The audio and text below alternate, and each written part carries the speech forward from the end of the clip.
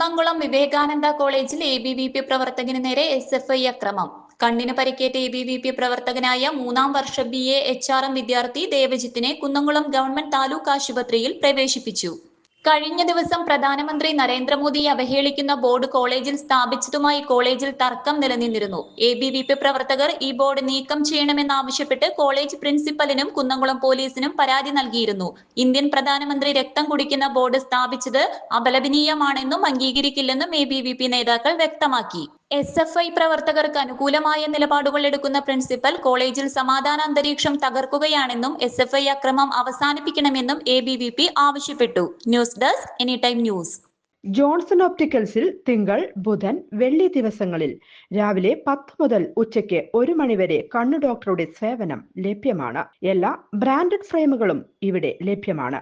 Driving ലൈസൻസിനുള്ള സർട്ടിഫിക്കറ്റുകൾ കൂടാതെ ഡോക്ടർമാർ നിർദ്ദേശിക്കുന്ന എല്ലാത്തരം കണ്ണടകളും ജോൺസൺ ഒപ്റ്റിക്കൽസിൽ നിന്നും ലഭിക്കുന്നു. ജോൺസൺ കണ്ണട വ്യാപാരം, ഡിവൈൻ ആശുപത്രിക്ക് എതിർവശം, വടക്കാഞ്ചേരി.